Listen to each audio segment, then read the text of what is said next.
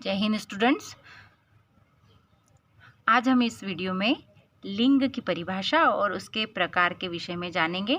हमने पिछले वीडियो में देखा था कि लिंग कितने प्रकार के होते हैं, उसमें संस्कृत में लिंग की परिभाषा भी बताई गई थी और उसके प्रकार संस्कृत में कितने होते हैं वो बताया गया था। तो लिंग संस्कृत में कितने प्रकार के होते हैं? 3 प्रकार के। लेकिन हिंदी में लिंग कितने प्रकार के होते हैं? 2 प्रकार के। तो हम सब इस बारे में आज इस वीडियो में जानेंगे। तो सबसे पहले हम परिभाषा जानेंगे कि लिंग की परिभाषा क्या होती है।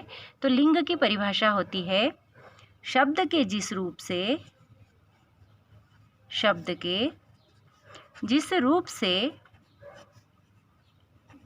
उसके स्त्री या पुरुष होने का बोध हो, है ना, उसके स्त्री या पुरुष होने का बोध हो, उसे हम क्या कहेंगे? उसे हम लिंग कहेंगे। उसे हम लिंग कहते हैं। शब्द के जिस रूप से उसके स्त्री या पुरुष होने का बोध हो उसे हम लिंग कहते हैं। वो लिंग कितने प्रकार के होते हैं? हिंदी में लिंग 2 प्रकार के होते हैं। कौन कौन सा? पुल्लिंग और दूसरा कौन सा? स्त्रीलिंग। पुल्लिंग और स्त्रीलिंग। अब पुल्लिंग किसे कहेंगे? तो पुल्लिंग की परिभाषा कुछ इस तरीके से होगी कि शब्द के जिस रूप से उसके पुरुष होने का बोध हो वहाँ पर कौन सा लिंग होगा? पुल्लिंग। और जहाँ पर स्त्री होने का बोध हो, शब्द के जिस रूप से उसके स्त्री होने का बोध हो वहाँ पर कौन सा लिंग होगा? वहाँ पर स्त्रीलिंग होगा। जब पुरुष जाति का कोई सा शब्द है उससे पुरुष जाति का बोध हो रहा है तो वहाँ पर पुल्लिंग, और स्त्री जाति का बोध हो रहा है तो वहाँ पर स्त्रीलिंग। जैसे पुल्लिंग के लिए क्या होगा? जैसे लड़का है, पिता है ना, भाई है, तो इससे क्या पता चल रहा है? ये पुरुष जाति का बोध करवा रहे हैं ये शब्द।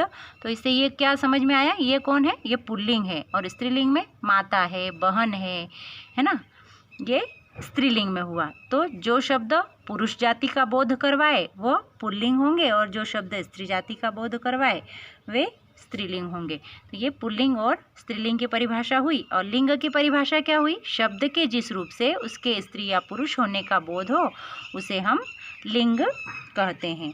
अब ये तो हमने परिभाषा जान ली, लेकिन कुछ ऐसे शब्द होते हैं जैसे हमें पता है पिता का स्त्रीलिंग माता होता है, भाई का स्त्रीलिंग बहन होता है ना, शिक्षक का स्त्रीलिंग शिक्षिका होता है, शेर का स्त्रीलिंग शेरनी होता है। लेकिन कुछ ऐसे शब्द होते हैं जो सिर्फ और सिर्फ पुल्लिंग ही होते हैं, उनका कोई स्त्रीलिंग नहीं होता है।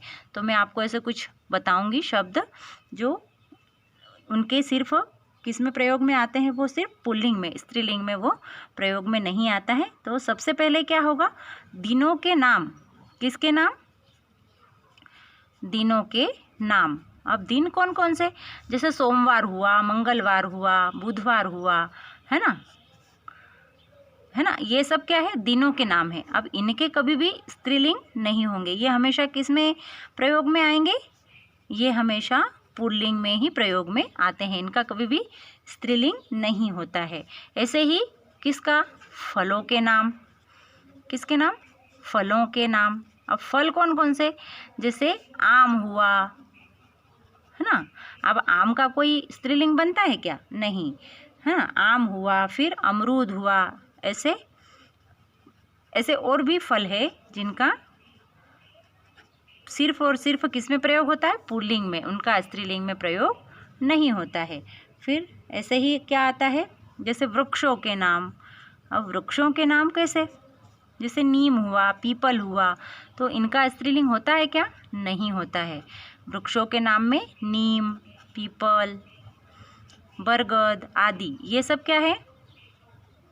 इनके स्त्रीलिंग नहीं होते हैं। ये केवल और केवल किस में प्रयोग में आते हैं? पुल्लिंग में। किस में आते हैं? पुल्लिंग में। फिर ऐसे ही देशों के नाम। और यदि हम किसी भी देश का नाम लेंगे तो उसका भी कभी भी स्त्रीलिंग नहीं बनेगा। जैसे भारत है, अब भारत का कोई स्त्रीलिंग बनेगा क्या? नहीं। है ना, पाकिस्तान हुआ। अब पाकिस्तान का भी कोई स्त्रीलिंग नहीं बनेगा। तो ये सब क्या है, ये सिर्फ और सिर्फ पुल्लिंग में प्रयोग होते हैं, है ना। देशों के नाम हुए, फिर शरीर के अंग। अब हमारे शरीर के जो कुछ अंग है, कुछ तो स्त्रीलिंग में होते हैं, लेकिन कुछ क्या है, सिर्फ और सिर्फ पुल्लिंग में प्रयोग में होते हैं। जैसे शरीर के अंग में कौन कौन से, जैसे अब हमारे बाल हुए, तो अब बाल का कोई स्त्रीलिंग होगा क्या? नहीं होगा। मुंह का कोई स्त्रीलिंग होगा? नहीं होगा। ये कैसे शब्द हैं जो सिर्फ और सिर्फ पुल्लिंग में ही प्रयोग होते हैं। तो ऐसे कुछ अंग हैं हमारे शरीर के जो सिर्फ पुल्लिंग के रूप में ही प्रयोग में आते हैं। फिर ऐसे ही और क्या होगा, अनाज, है ना, जो अनाज हम खाते हैं, तो जो अनाज है, अनाज के नाम भी, जैसे गेहूँ हुआ। अब गेहूँ का कोई स्त्रीलिंग होगा? नहीं होगा, है ना। चावल हुआ। तो इन शब्दों के स्त्रीलिंग नहीं बनते हैं। इन शब्दों का केवल पुल्लिंग के रूप में ही प्रयोग होता है। फिर किसके हुए, दिनों के नाम, फलों के नाम, वृक्षों के नाम, देशों के नाम, शरीर के अंग, अनाज के नाम, है ना। अब इसके साथ ही कैसे, धातुओं के नाम। अब धातु जैसे सोना हुआ, है ना, तो धातुओं के नाम भी क्या होते हैं, पुल्लिंग में ही प्रयोग किए जाते हैं, है ना। धातु में जैसे हुआ सोना, पीतल, लोहा, है ना, ये सब क्या है, पुल्लिंग में ही प्रयोग में आते हैं। फिर धातुओं के बाद आता है ग्रहों के नाम। किसके नाम? ग्रहों के। ग्रह कौन कौन से, जैसे मंगल ग्रह हुआ, बृहस्पति हुआ, है ना, इन सब के नाम भी पुल्लिंग के रूप में ही प्रयोग में आते हैं। चंद्र हुआ, ठीक है, सूर्य, ये सब पुल्लिंग में ही प्रयोग में आते हैं। ये हमने देखे पुल्लिंग शब्दों के प्रयोग जो सिर्फ और सिर्फ पुल्लिंग ही होते हैं। ऐसे ही कुछ होते हैं स्त्रीलिंग, ऐसे शब्द जो केवल और केवल स्त्रीलिंग के रूप में ही प्रयोग में होते हैं, उनका कोई पुल्लिंग नहीं बनता है। तो ऐसे शब्द कौन कौन से होंगे जो सिर्फ और सिर्फ स्त्रीलिंग के रूप में प्रयोग किए जाएंगे? तो जैसे नदियों के नाम हुए, है ना, स्त्रीलिंग के रूप में क्या क्या, नदियों के नाम। अब नदियाँ जो होती है उनके नाम में कभी भी पुल्लिंग नहीं होता है। जैसे गंगा हुई, यमुना, है ना, ये कैसे हमेशा स्त्रीलिंग में ही प्रयोग की जाते हैं इनके नाम।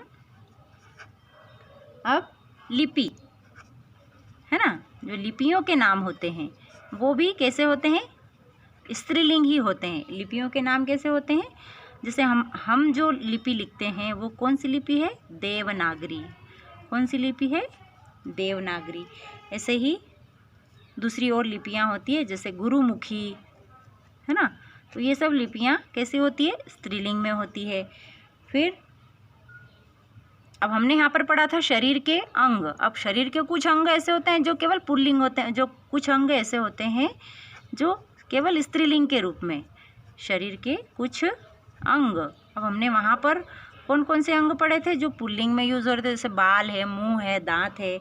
अब स्त्रीलिंग में क्या क्या आएगा, आँख है ना, नाक है, ये सब कैसे शब्द हैं, ये स्त्रीलिंग के हैं। जीभ है ना, ऐसे और भी बहुत सारे शब्द हैं, तो ये स्त्रीलिंग के रूप में ही प्रयोग होते हैं।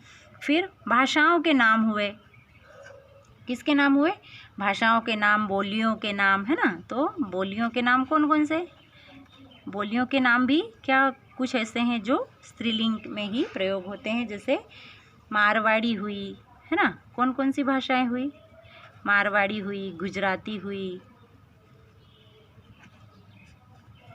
ठीक, ये क्या है, बोलियां हैं। तो ये भी किस में प्रयोग होते हैं, स्त्रीलिंग में। ऐसे ही भाषा, अब भाषाओं के नाम में भी क्या होता है, जो से केवल कुछ ऐसे होते हैं जो केवल स्त्रीलिंग के रूप में प्रयोग होते हैं, जैसे हिंदी, अंग्रेजी, है ना, ये सब क्या है, स्त्रीलिंग के शब्द है, इनका पुल्लिंग नहीं होता है, ठीक। ये हमने जाना पुल्लिंग और स्त्रीलिंग। हम ऐसे तो हमें पुल्लिंग का स्त्रीलिंग बनाना आता है, सभी बच्चों को भी आता है, हम सब जानते हैं, लेकिन ये ऐसे शब्द है कि इनका कोई स्त्रीलिंग नहीं होता है और इनका कोई पुल्लिंग नहीं होता है। ये अपने आप में ही उसी रूप में रहते हैं। जैसे सोमवार हुआ, मंगलवार हुआ, ये सब कैसे रहेंगे? पुल्लिंग में ही रहेंगे। इनका यदि लिंग परिवर्तन कहने को कहा जाए तो हम नहीं कर पाएंगे, ये केवल पुल्लिंग के रूप में ही प्रयोग होंगे। तो आज हमने लिंग की परिभाषा, उसके प्रकार और कुछ ऐसे शब्दों के बारे में जाना जो केवल पुल्लिंग होते हैं और कुछ ऐसे शब्दों के बारे में जाना जो केवल स्त्रीलिंग होते हैं। तो मेरा विश्वास है आपको यह वीडियो बहुत पसंद आया होगा। यदि आपको यह वीडियो अच्छा लगा तो आप इसे लाइक ज़रूर करें। Thank you so much. जय हिंद, जय भारत।